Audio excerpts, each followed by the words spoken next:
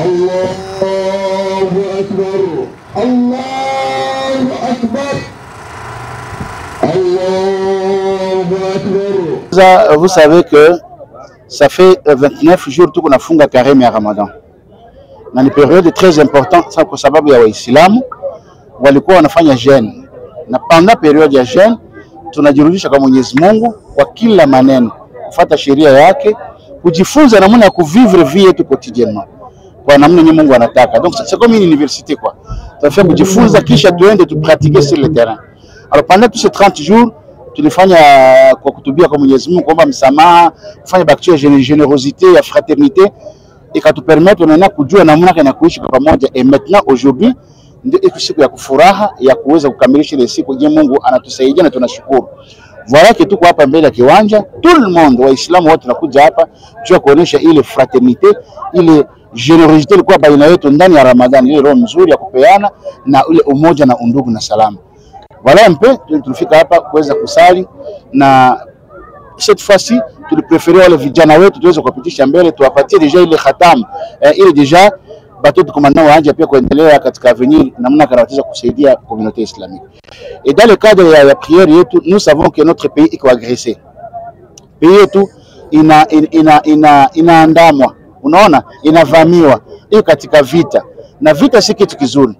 Unaona, Islam ça veut dire quoi? Islam maana yake la paix na tolerance. Hasa kama hakuna amani, hakuna ile uhusiano, hakuna ile huruma baina ya watu, c'est que hapo njia Uislamu yakamatika. C'est pourquoi tulipréférer leo hii tuweze kuombea si pia tu contribuer pia yetu ndani ya edifice kujenga ile amani.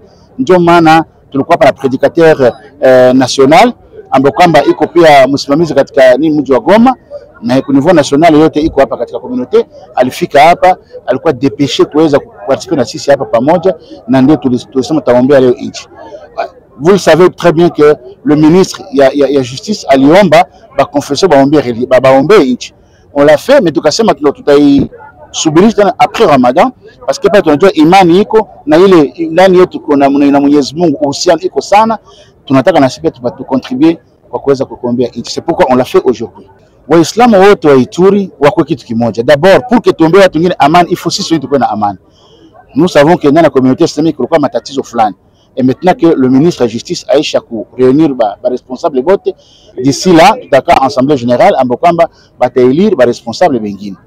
D'abord kwanza ile amani ingia ndani ya Waislamu wenyewe. Mais ici à Bunia tunakuwa toujours na ile umoja. Bien que l'unité de la diversité, bien que kuna ile labda huyo iko pour, mais tuko na ile umoja wetu. Parce que hapa Ituri tunajua kupoudrière. Hatuwezi kupenda na si tuongeze tena vurugu ndani ya vurugu. Sasa hii hatuwezi kupasha kufanya hayo.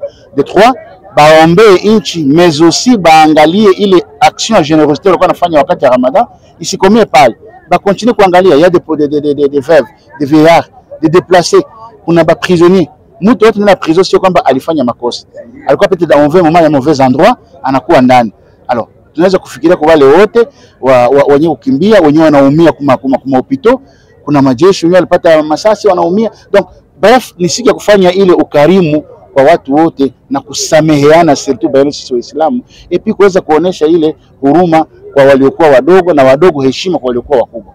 Na sisi kuona kama Mwenyezi Mungu anatusaidia, surtout kuituri. Mungu anatusaidia, tuko na mali nyingi, tuko na watu. Maintenant la Mungu atupatie amani na cette fois-ci tuweze kudekola pia province yetu si. Uislamu unamuunga Rais Antoine Felix Tshisekedi Tshilombo mkono. Licha yeye marais wote walitangulia, Uislamu unatumika nao kwa kutafuta amani ndani ya nchi. Na ndiyo maana tunashuhudia na kutangazia dunia ya kwamba ikiwa kuna watu wanaweza kuwa na tuotia ya kwamba sisi ni watu tuko adif nao, Uislamu haiko adif nao. Mtume anasema khairukum man amana an-nas, mbora wenu ni mwenye kuleta amani kwa watu. Uislamu ni dini ya amani, na ndiyo maana maamkizi yetu ni ya amani. Na mbaya wenu ni mwenye kumwanga damu ya watu. Uislamu hauko pamoja na kumwanga damu.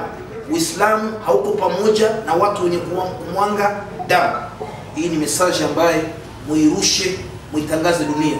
Rais wetu tulimchagua na tunampenda na tunamwombea Mungu. Vikao vyote ambavyo viko vinapangiwa kwa ajili ya yeye kwenda kutafuta amani kwa ajili ya Wakongomani lazima vile vikao Mungu amwezeshe aende kwa kile kikao ili tupate usalama na amani katika nchi ya Kongo. Na province ya Ituri mfikishie mheshimiwa liwali Johnny Luboya Kashama, Uislamu unampenda na unamuunga mkono. Na ndiyo maana unakuta kiongozi akimwambia kitu liwali anajibia mara moja. Na ni kwa nini tunamuunga mkono? Na watoto wa Ituri wanampenda. Kwa sababu ya nini? Angalia leo sura ya vile ya Mungu.